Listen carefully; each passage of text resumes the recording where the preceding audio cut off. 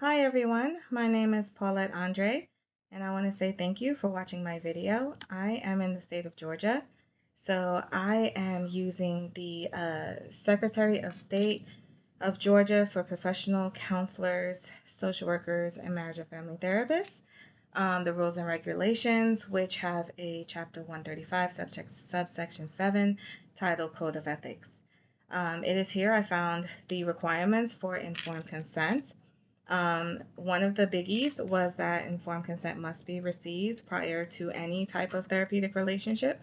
So whether it's in-person counseling, telehealth counseling, you're doing an assessment, you're being supervised, or if you're going to record a session. So those are the instances identified in the State of Georgia Code of Ethics where you have to get informed consent.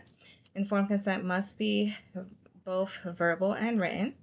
And it must include the use of any third party vendors. So if you're using like a third party vendor for your billing, if you must include any and all fees, so that includes how much the sessions cost, cancellation fees, like last minute cancellations, no shows, late shows, which normally I think most people just deduct time from the therapy session. They don't charge a fee. And then, of course, what happens with non-payment? That is something else that has to be covered in informed consent. And then termination. What are the reasons? What are the procedures and policies? And, what does that look like? To be clear, this information is not listed in any like format, like bullet points or anything, like it is in the ACA Code of Ethics, which I really like. It's kind of scattered throughout the entire subsection, which makes it hard to, it's not all in one place. So you definitely got to read the whole thing. But it's also very high level. I realized I stumbled upon the psychologist rules and regulations before I found the counselors, and it was very detailed. Oh, everything was down to the. Ugh. And for counselors, I'm guessing it's because it's kind of new, so it just hasn't really been defined to that level yet. So I found a consent form online from Choices Gwinnett Clinic in Dacula, Georgia, and their informed consent form. I liked it. It had a lot of information in it. I'm going to compare the form to the ACA Code of Ethics and then the state board, and we'll see what the differences are.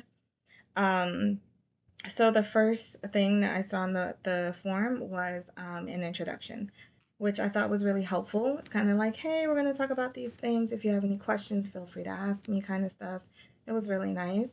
The next section covered, let's see, the next section covered, background information about the counselor. So experience, therapeutic, um, like what preference they have when it comes to different therapies, their licensure and things of that experience, their experience and things of that nature, their education. The next section, this section is recommended by the ACA COE, and I call the Code of Ethics COE, but it is not required nor mentioned by the Georgia State Board. So just saying. The next section is titled Theoretical Views and Client Participation.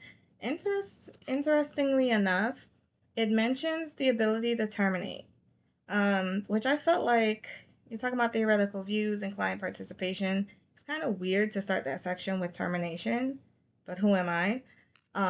So the ACA does cover terminations and speak about a counselor's honesty, um, and their which this section covered, like actively participating, and the counselor has to be honest, which is the ACA covers all of that. The Georgia State Board does have a section about integrity. I think it touched on terminations lightly. Um, and then as far as actively participating, it didn't say a word. The next section on the form covers confidentiality, which we all know. The board covered it, ACA covered it. So that's just all around. The next section spoke on session structure and associated fees. Now, the fees portion was spoken about in all three. So the form, ACA, and Georgia board. As far as the session structure or how things go, none of that was mentioned in either one of those. The next section covered emergency situations, which is covered by the COE, but is not mentioned in the Georgia State Board of Rules and Regulations. So I thought that was interesting. Like, what if a patient has a breakdown? If they need an emergency session, what does that look like? That's another fee that could be covered. Um, this um, this form did have that information that I liked. The next section covered professional relationship, which is addressed by both the Georgia State Board and the ACA COE boundaries, what you should not be doing and what is not tolerated. The second to last section covered court appearances, which is covered by the ACA COE, but not by the Georgia State. Like I said, Georgia State was very high level. And then the final section of the form was titled Statement Regarding Ethics, Client Welfare, and Safety. This section basically stated like you're not guaranteed any specific type of results. In a matter of fact, to quote the form, it said, we'll basically try our best to get you the best possible results. And another thing that caught my eye was that it mentioned that the counseling or the therapy may cause changes in interactions with other individuals in their lives. So the client may have some sort of change, and that causes changes in their relationships. So I thought that was interesting to mention. The ACA does say, and I quote, counselors and their clients work jointly in devising counseling plans that offer reasonable promise of success and are consistent with the abilities, temperament, developmental level, and circumstances of their clients. So that was quoted from the ACA Code of Ethics from 2014. The Georgia State Board and ACA do not specifically mention any changes and the client could lead to changes in their relationships. That was kind of the closest thing I found, kind of, I guess. I really like the form because it does go into detail on a lot of important subjects. As I mentioned before, the Georgia State Board is very high level, which leads me to believe that it wants counselors to lean heavily on the ACA Code of Ethics. I will say that the form did not address the following items recommended by the ACA Code of Ethics: potential risk of treatment other than the relationship changes. Which interestingly, I stumble on this word. Interestingly enough, Girk et al. 2022 wrote, and I quote, a key challenge in obtaining truthful informed consent is the required disclosure of the potential negative effects of counseling. And I think that's true, right? We're afraid to scare our clients off. We don't want to be like, whoa, wait a minute, what? We want to let them know, like, yes, these are the risks, and these are steps that we can take to mitigate them or decrease the possibility of them or decrease the impact of them. So just keeping them fully informed. And I think that builds a sense of trust in the therapeutic relationship, which is needed coming in from the intake portion.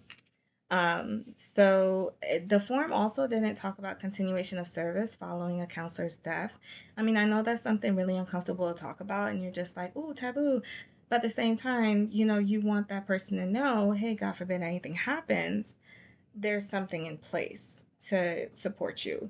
The form did not address collection fees, which I thought was interesting because you talk about non-payment, but then you don't go into, well, what happens if the non-payment doesn't get paid still? And then the client's ability to access their file. There was no mention on there of a client's ability to access their file, have access to their records, or anything like that. And there was no talk of possible consequences of refusal of certain treatment options. So, like, hey, there's this new treatment option. I think we should explore it. Okay, you don't want to? Okay, but I want to, just tell you the good and the bad with it, and then you make your decision. I think that's important. So I really like this activity because it allowed me to know things to look for when we're looking at informed consent forms, whether we're doing private practice or whether we're joining a firm, a clinic or something like that. Again, thank you for watching my video and you have a good night.